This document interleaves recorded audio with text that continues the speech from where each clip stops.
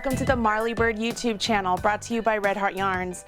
In this video, I will show you how to make the Exquisite cabled throw. This is a beautiful throw pattern that is free and available over on the redheart.com website. You can find a link to everything you need regarding this pattern right down there in the video description box below. And while you're down there, go ahead and smash that like button, as my kids say, to let me know you enjoyed this video. As you take a look at this pattern, you can see that it is made up of cable stitches and garter stitch. If this is the first time you've ever done a cable, don't worry, I will walk you through step by step how to do this really simple 4-stitch cable. Sometimes it is called a 4-stitch back cable, a 4-stitch right cable, and if I'm correct, the pattern actually calls it a 2x2 right cable, 2/2 RC. Don't worry, all of that is going to be really clear here in just a minute. All I need you to do is download your pattern, grab some worsted weight yarn and some size 9 needles, and do a little test swatch with me so that you can learn how to make this really beautiful throw.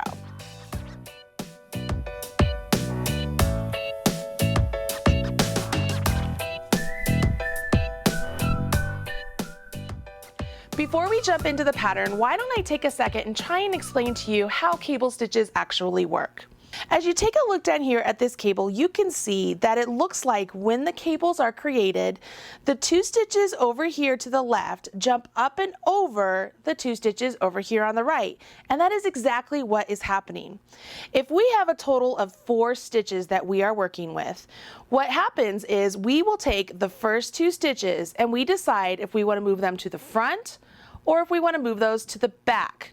For this pattern, we move them to the back. So what we do is we take these 2 stitches, we move them to the back by placing them on a cable needle.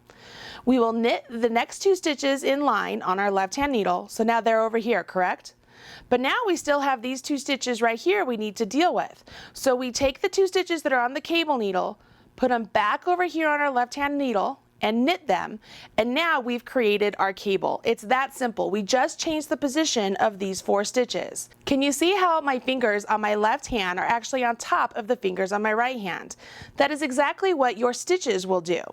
If we were doing a cable that was a cable 4-stitch to the front or a cable 4-stitch left, we would take these 2 stitches, move them to the front on a cable needle, knit these 2, and then bring these 2 into play.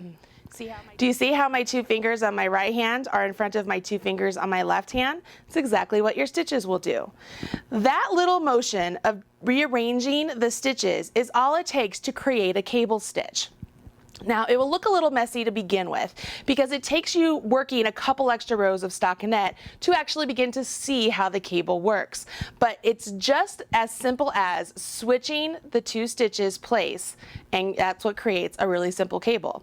To create this blanket, you will begin by casting on 164 stitches and working in garter stitch for 14 rows. Once you do that, you jump into the body of the blanket, and that consists of making sure you keep the first 12 stitches in garter stitch, and then you begin dividing up the body into stockinette portion and a garter stitch portion. And on every 8th row, you actually will do that cable stitch that we just talked about. Yes, that is correct. You only cable on every 8th row. That's the beauty of cables. It doesn't mean that you have to cable every single row and it's really confusing. You just have one really big action row that you need to pay attention to, and all the rest is just some knits and purls. Really simple. So let me show you how to work an actual cable. Let's pull in a swatch that I've already created, and what I've done on this swatch is I've done 4 stitches in garter stitch, 4 stitches in stockinette, 4 stitches in garter, 4 stitches in stockinette, 4 stitches in garter. I'm keeping the outside stitches in garter stitch throughout this entire swatch that I'm creating, and I've gone ahead and added these stitch markers there because I'm going to recommend that you do the same thing for your blanket on the outside of the 12 stitches. So you will knit 12 stitches, place a marker, do the body, place a marker, do 12 stitches. It will just help you keep track and know that those outside stitches are in garter stitch, okay? So I am on my 8th row. It's time for me to do a cable, and that's what I am going to do.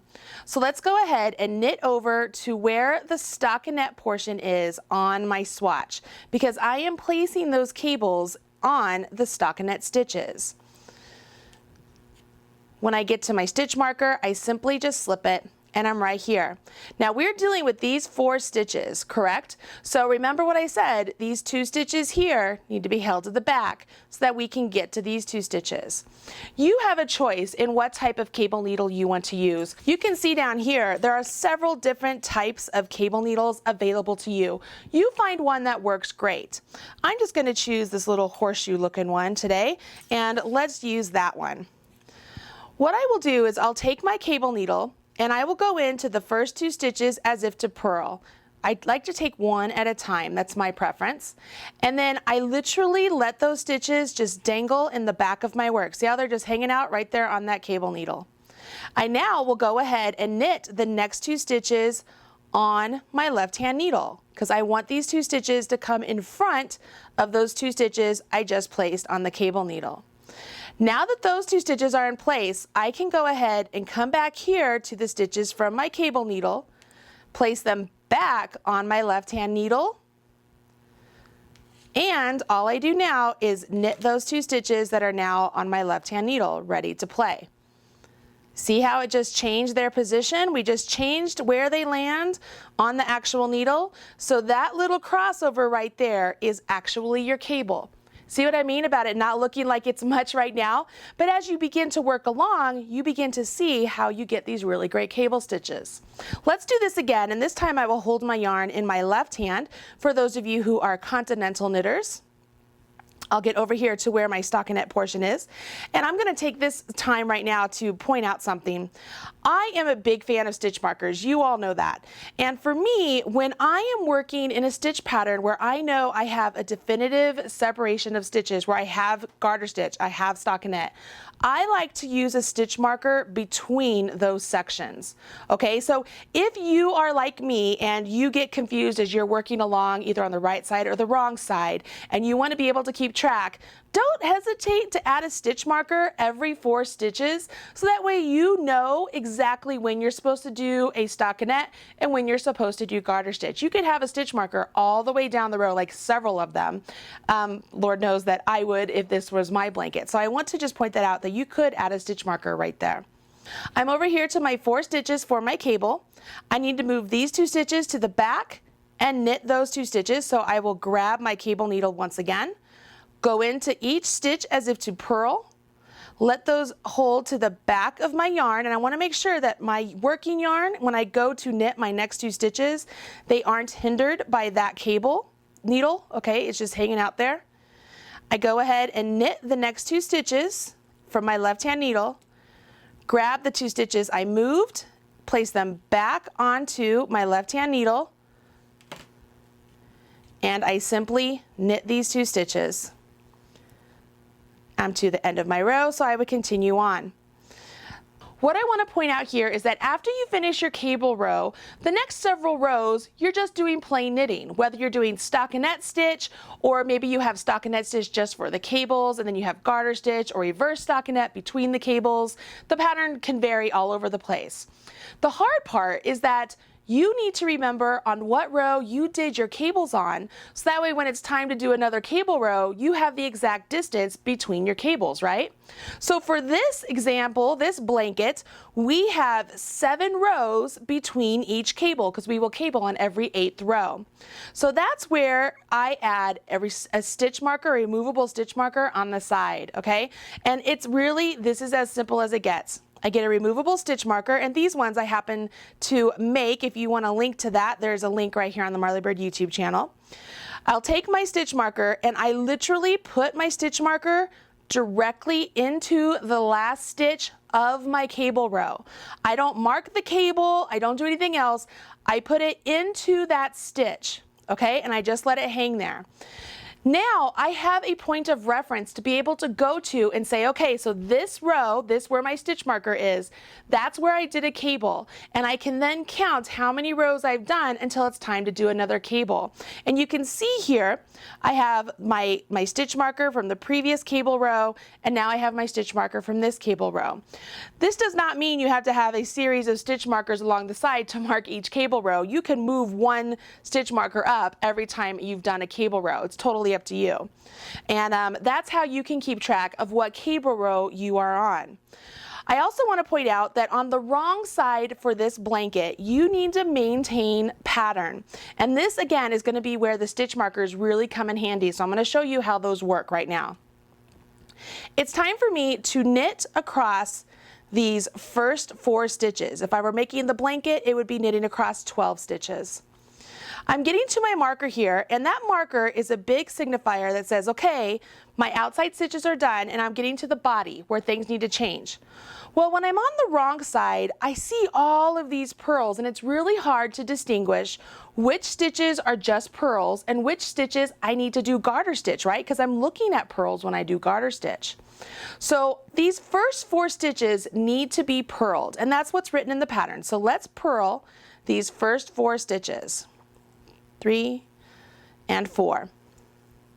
Now, if I were just getting in some sort of a rhythm or a habit, I would be like, oh, okay, I'm just going to go ahead and purl down the row when I'm not supposed to.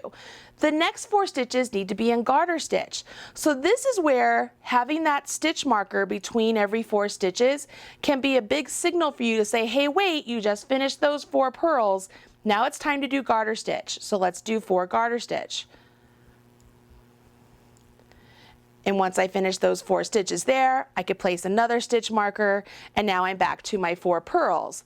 And that will help me stay on track, and specifically it helps me stay on track on the wrong side, so that way my right side maintains the stockinette stitch and the garter stitch as established. I am not afraid of using stitch markers to help me to every advantage I can get to help me stay on track, because I know that I tend to start getting kind of squirrely, like, you know, where you think about something, it's like squirrel.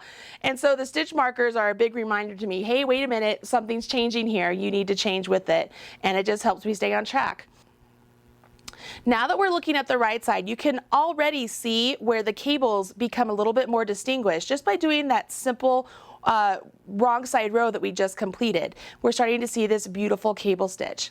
And you would continue on in pattern, working your cable stitches separated by garter stitch until the pattern reaches the desired length. You finish off with 14 garter stitch rows, bind off loosely, and you have an exquisite cabled throw. I hope you enjoyed this video, and you'll come back here for more videos right here on the Marley Bird YouTube channel. You can find videos that will help you become a better knitter and crocheter. I'm Marley Bird, proud spokesperson for Red Heart Yarns, and don't forget to smash that like button. Thanks, everybody.